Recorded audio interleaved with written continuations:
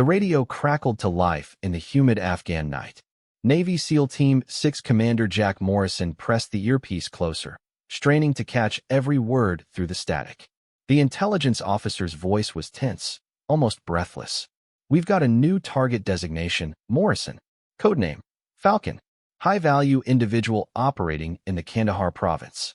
This one's different." Morrison had been leading special operations for 12 years. He'd heard thousands of code names, tracked hundreds of targets. But something in the officer's tone made him pause. "Different how? Falcon isn't what we expected." The locals speak about this person in whispers. Some say hero, others say ghost. Intelligence suggests Falcon has been operating independently, disrupting Taliban supply lines for months. But here's the thing. We have no idea who Falcon actually is. The briefing tent fell silent except for the distant hum of generators.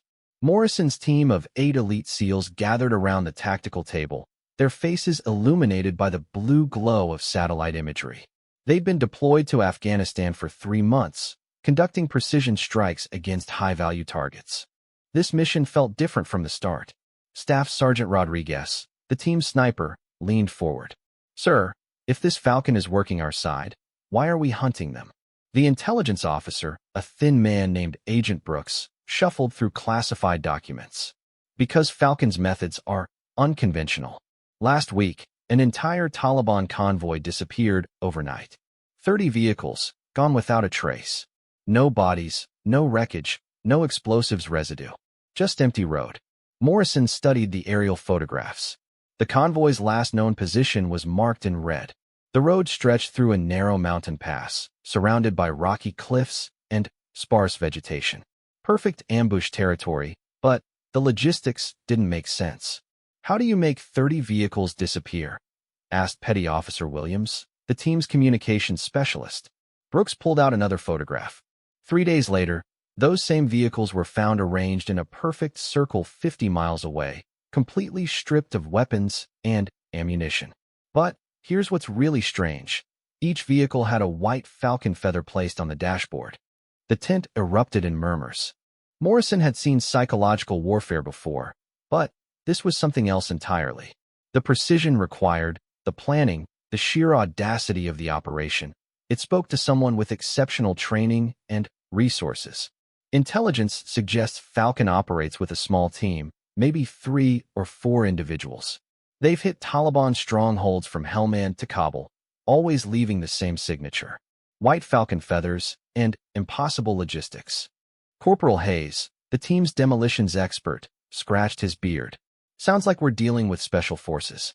Maybe British SAS or CIA Special Activities Division." Brooks shook his head. "We've checked. Every Allied Special Operations Unit in theater is accounted for. Falcon doesn't exist in any official capacity." Morrison felt a chill that had nothing to do with the desert night. In his experience, when someone operated at this level without official backing, they were either exceptionally dangerous or exceptionally desperate. Sometimes both. "What's our mission parameters?" Morrison asked. "Locate and identify Falcon. Determine threat level and intentions. If hostile, neutralize.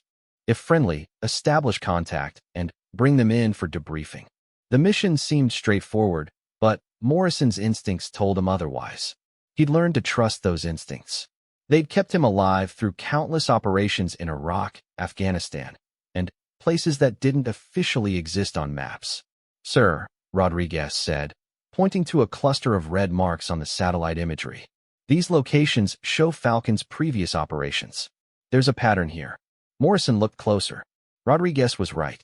The hits weren't random. They formed a rough circle around a remote valley in the Hindu Kush Mountains.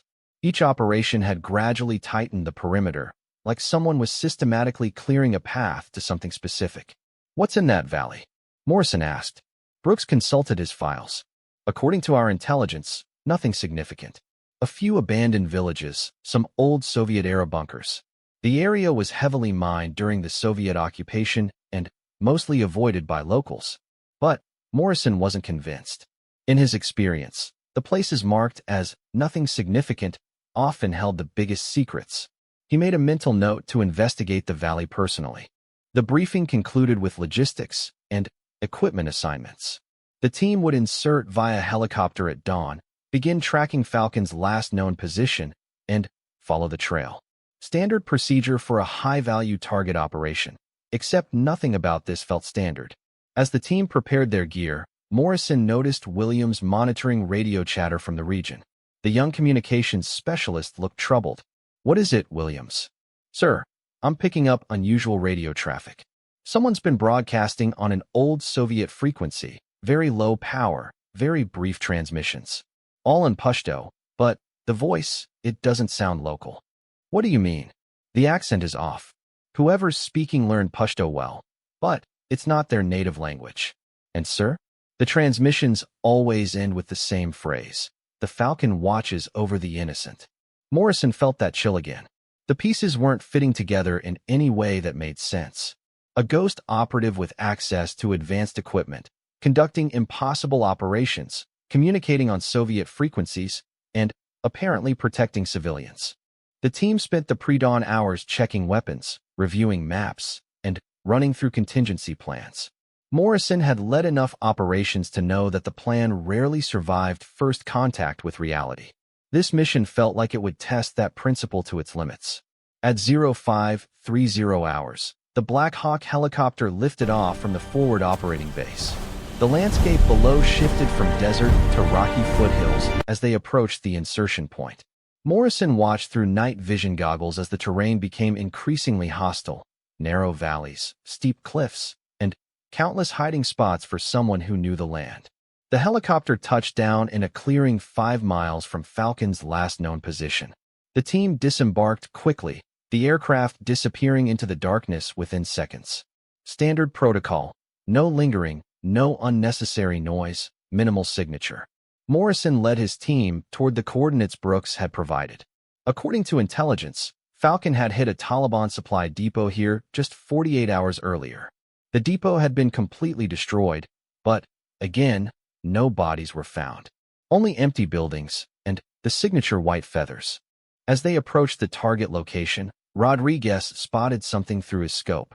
Movement, 2 o'clock, approximately 800 meters. Morrison raised his binoculars. In the growing dawn light, he could see figures moving through the ruins of what had been a substantial Taliban installation. But something was wrong with the scene. "Those aren't Taliban," Williams whispered into his radio. "Look at the way they're moving." Morrison watched more carefully. The figures moved with military precision, covering each other's positions, maintaining proper spacing and communication protocols. These were trained professionals, not insurgents or local militia. "Could be Falcon's team," Hayes suggested. But, as they watched, Morrison realized the figures weren't investigating the destroyed depot. They were systematically planting something throughout the ruins. Small packages, carefully concealed in specific locations. "Explosives?" Rodriguez asked. Morrison's blood ran cold as understanding hit him. "No, they're planting evidence. Someone's trying to frame Falcon for something they didn't do." The team watched as the unknown figures completed their work and disappeared into the rocky terrain. Within minutes, the area was empty again, showing no signs of the recent activity except for the carefully planted items. Morrison made a decision that would change everything. Instead of following their original orders to track Falcon, he led his team down to investigate the planted evidence. What they found would turn their understanding of the entire mission upside down. Hidden throughout the ruins were sophisticated listening devices, GPS trackers, and communication equipment, all bearing the markings of a private military contractor Morrison recognized from previous operations. The same company that had been linked to unauthorized weapons sales and human trafficking operations across Central Asia. "Sir," Williams said, his face pale in the morning light, "if Falcon's been hitting these operations, and someone's trying to frame them." Morrison nodded grimly. "Then, we're not hunting a rogue operative. We're hunting someone who's been doing our job better than we are." The realization changed everything. Somewhere in these mountains was an individual or team that had identified and been systematically dismantling a network of illegal operations that official channels had missed. And now, someone with significant resources was trying to eliminate Falcon by turning the U.S. military against them. Morrison looked at his team, 8 of the most elite warriors in the world, suddenly caught in the middle of something far more complex than a simple capture mission. They needed to find Falcon before whoever was hunting them succeeded. But first, they needed to figure out who they could trust. Because if private military contractors were sophisticated enough to manipulate U.S. intelligence, Morrison's team might be walking into a trap designed specifically for them. The sun climbed higher over the Afghan mountains as SEAL Team 6 found themselves facing a mission that had become exponentially more dangerous. They were no longer just hunting an unknown operative. They were racing against time to prevent what could be the elimination of the one person who had been effectively fighting a shadow war against American interests. Morrison gathered his team for a quick tactical conference. The morning heat was already building, and they needed to make critical decisions about how to proceed. Their original orders seemed compromised, their intelligence potentially corrupted, and their target possibly the only ally they had in a region full of enemies. The name Falcon had led them into something much larger than anyone had anticipated. And Morrison had the unsettling feeling that they were being watched by the very person they were suppository to be hunting. Morrison's team moved through the mountain terrain with heightened awareness. Every shadow could hide an enemy. Every sound might signal danger. They'd been tracking for 6 hours, following signs that someone with exceptional fieldcraft had left behind. The trail was subtle, disturbed rocks, bent vegetation, the occasional boot print in soft ground. Rodriguez paused at a rocky outcrop, studying the landscape through his scope. "Sir, we've got company." 2 miles behind them, a convoy of vehicles was making its way up the mountain road. Morrison used his binoculars to identify them. 3 black SUVs with no visible markings, the type favored by private military contractors. "They're following our route," Williams observed, monitoring radio frequencies. "And they're coordinating with someone. Different frequency than military channels." Morrison made another critical decision. "We go dark. Radio silence except for emergencies. Someone's tracking our movements, and I don't think it's friendly." The team adjusted their approach, using techniques designed to evade sophisticated surveillance. They moved through terrain that would be impossible for vehicles, sticking to rocky ground that wouldn't hold footprints, avoiding skylines where they might be visible to distant observers. As they climbed higher into the mountains, the signs of Falcon's presence became more obvious to their trained eyes. Someone had been living in this area for weeks, maybe months. Hidden supply caches, carefully camouflaged observation posts, and water collection points that showed long-term planning and exceptional survival skills. Hayes discovered the first significant clue hidden beneath a pile of rocks that looked natural, but had been carefully arranged. Inside a waterproof container were detailed reconnaissance photographs of Taliban and private contractor operations throughout the region. The quality and detail of the intelligence was extraordinary. "Look at this," Hayes whispered, showing Morrison a photograph of a convoy that supposedly hadn't existed according to official intelligence reports. The image showed vehicles carrying weapons and equipment that should never have been in Afghanistan. Williams examined another photograph. "Sir, this convoy is loaded with American military equipment. M4 rifles, advanced communication gear, body armor. How did Taliban fighters get access to this stuff?" Morrison studied the images with growing alarm. Each photograph was dated and annotated with precise military terminology. Whoever Falcon was, they had been documenting a systematic theft and resale of American military equipment. The implications were staggering. "This isn't about terrorism," Morrison realized aloud. "This is about arms dealing. Someone's been stealing our equipment and selling it to the highest bidder." Rodriguez found another cache containing detailed maps marked with supply routes, financial transactions, and communication schedules. The level of detail suggested someone with access to classified information and sophisticated surveillance capabilities. But the most disturbing discovery was a list of names. American military personnel, government contractors, and private security operatives, all apparently involved in the illegal weapons trade. Morrison recognized several names from previous deployments. "Sir," Williams said quietly, "some of these people have access to our mission planning. They would know we're here." The tactical situation suddenly became clear and terrifying. Morrison's team wasn't just hunting Falcon. They were walking into an elimination operation designed to remove both Falcon and any witnesses to the evidence Falcon had gathered. We need to find Falcon before they do, Morrison decided. And we need to get this evidence to someone we can trust. The team pressed forward, now understanding that their original mission had been compromised from the beginning.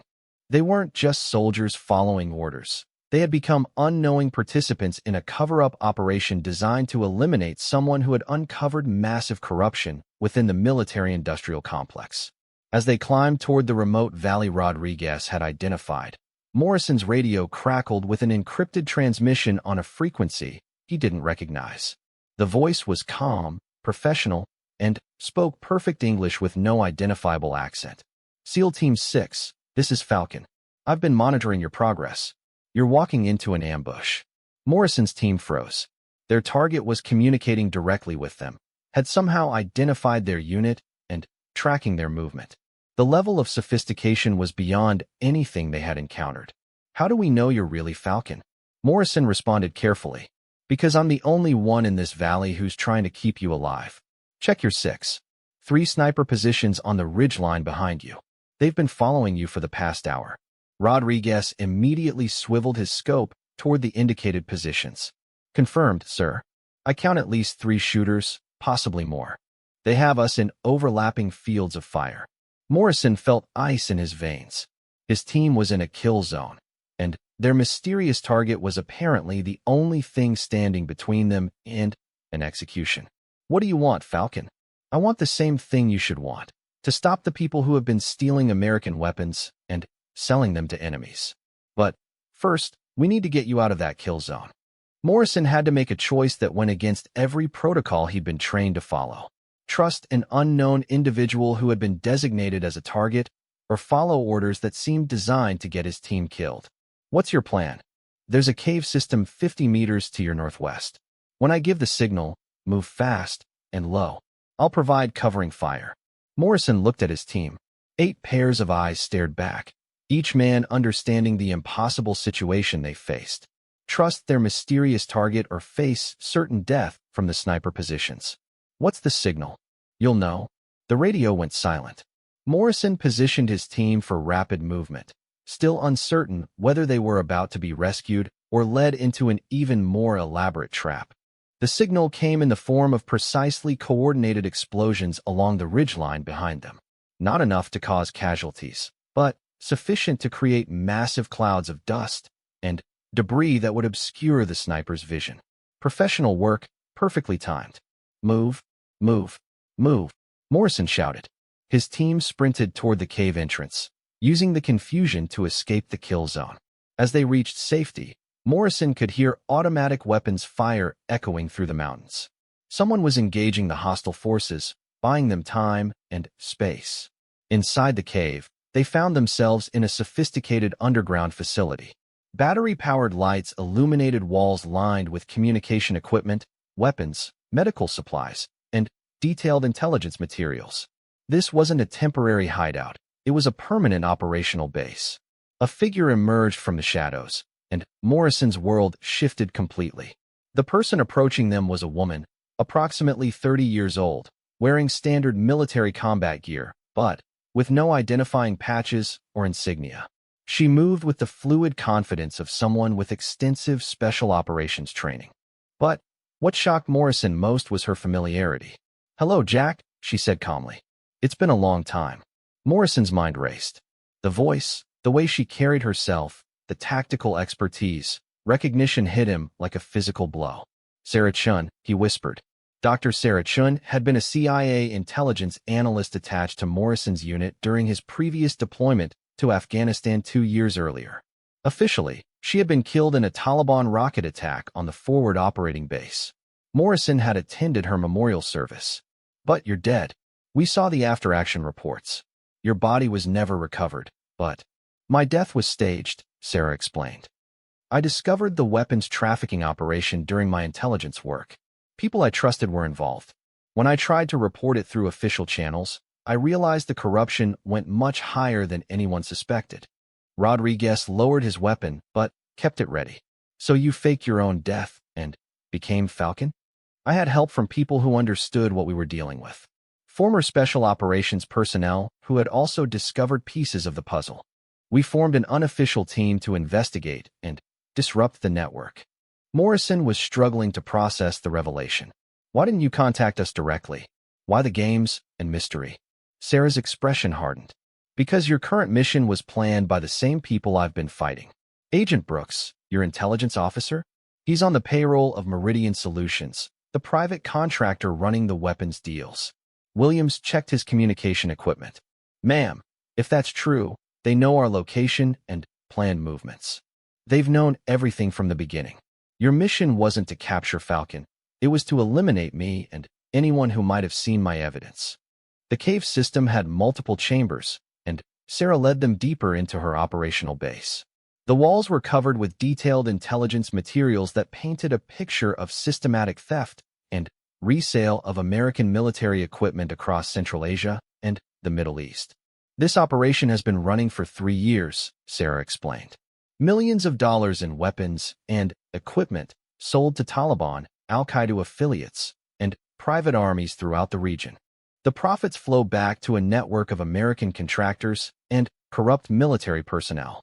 Morrison studied photographs showing American weapons in the hands of known terrorists, detailed financial records of illegal sales, and communication intercepts proving coordination between American contractors and enemy forces.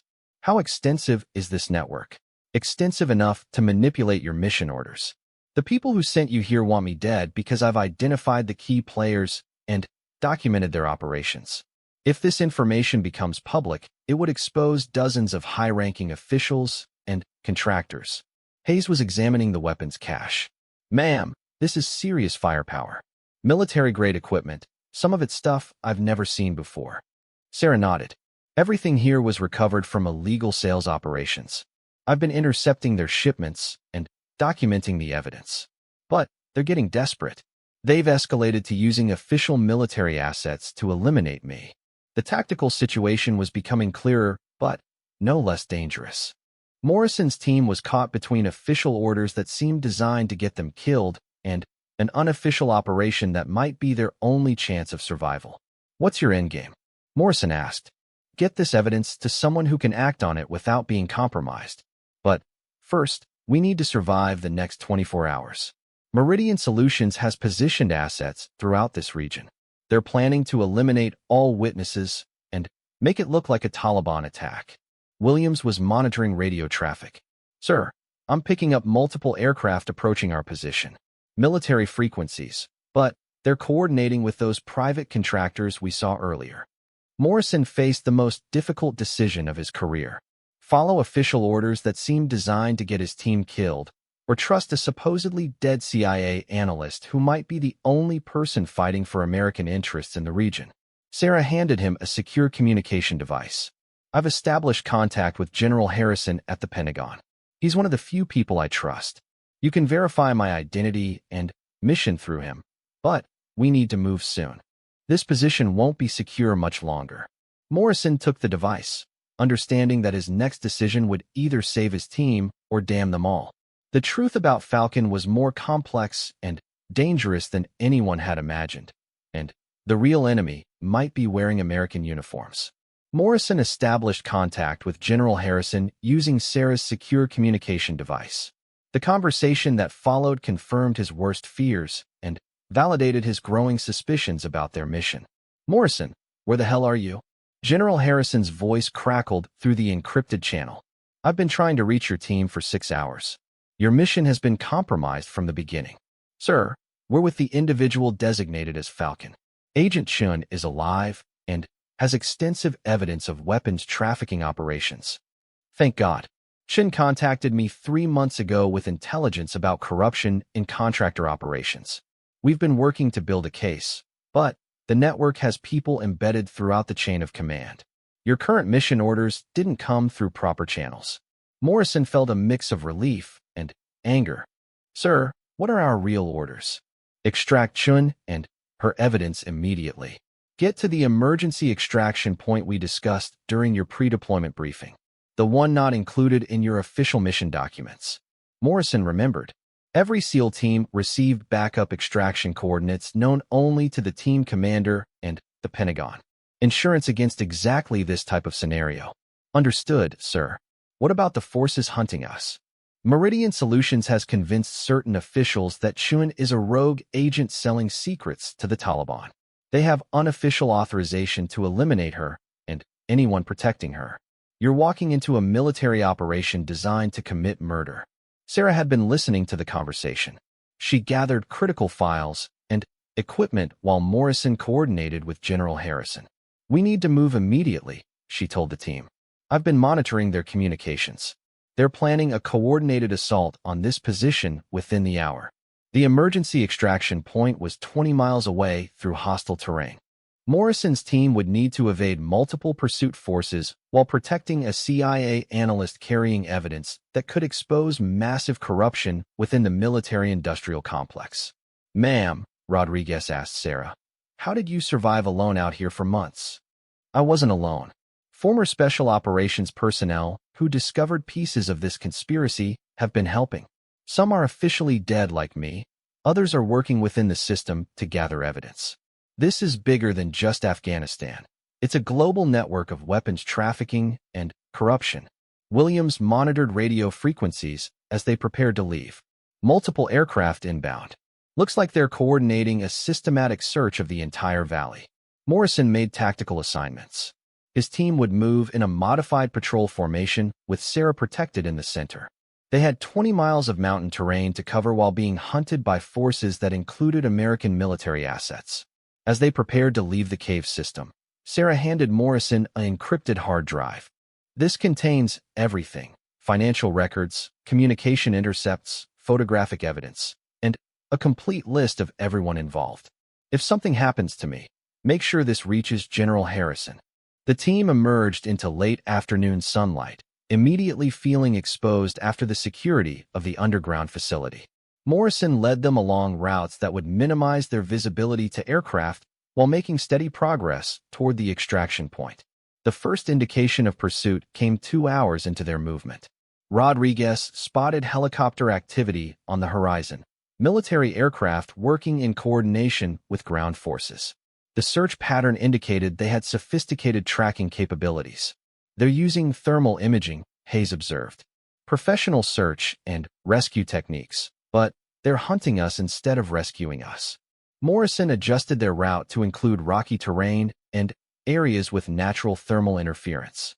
Moving during daylight was dangerous, but they needed to reach the extraction point before the network could position additional assets to block their escape. Sarah proved to be an exceptional partner in their movement. Her survival skills and knowledge of the terrain were evident as she guided them along routes that avoided known patrol areas and observation points. How did you learn to operate like this? Williams asked during a brief rest.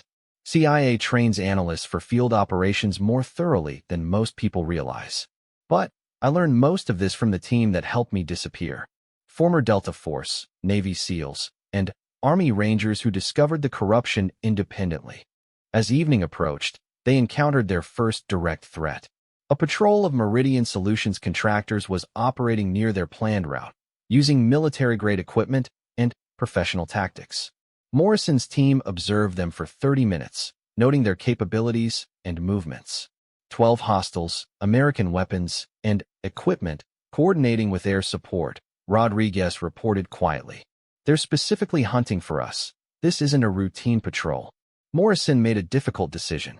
Engaging the contractors would reveal their position, but might be necessary to continue their movement. However, Sarah suggested an alternative. There's another route. Longer, but it avoids their patrol area. We can reach the extraction point by dawn if we move through the night. The team adjusted their plan, accepting the risk of night movement through unfamiliar terrain to avoid a firefight that could compromise their mission. As they moved through the darkness, Sarah shared more details about the conspiracy she'd uncovered. The weapons trafficking network involved high-ranking military officers, government contractors, and private security companies across multiple countries. The profits were being used to fund unauthorized operations and personal enrichment. The people hunting us have killed American soldiers to protect their operation, Sarah explained. military personnel who asked too many questions, contractors who threatened to expose the network, intelligence analysts who discovered inconvenient facts. Morrison felt sick. They weren't just fighting foreign enemies. They were battling a cancer within their own system that was willing to murder American service members for profit. At 0200 hours, they encountered unexpected help. Three figures emerged from concealment, moving with the unmistakable signature of Special Operations training. Morrison's team immediately took defensive positions. "Easy, Navy," one of the figures called softly. "We're here to help." Sarah recognized the voices immediately. Team 2, right on schedule.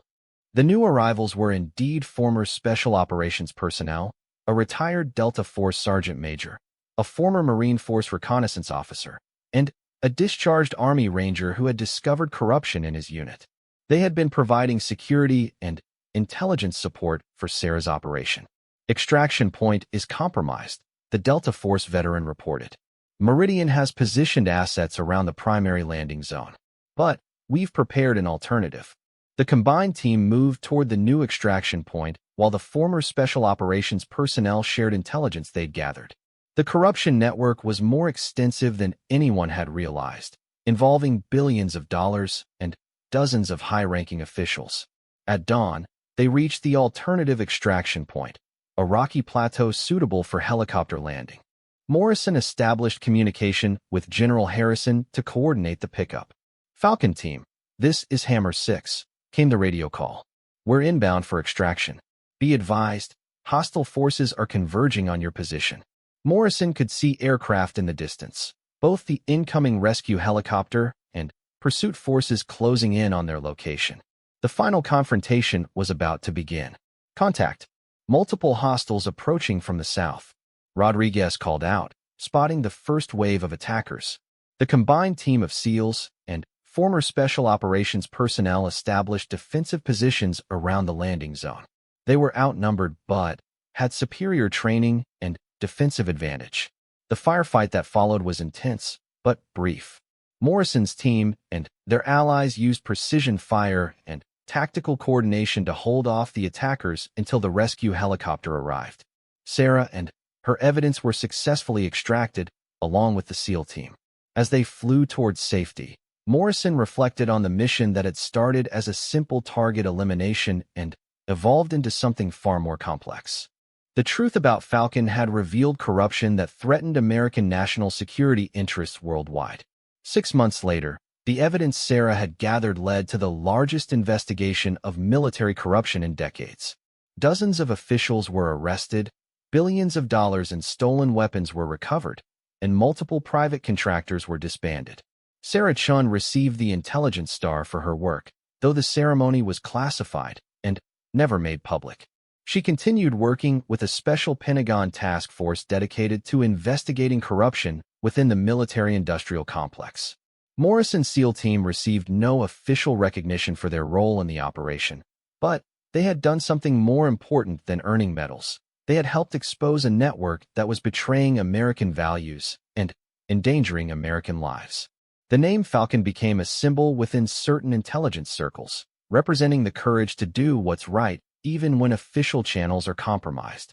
Sarah's operation had proven that sometimes the greatest threats to national security come from within, and that protecting American interests sometimes requires operating outside official protocols.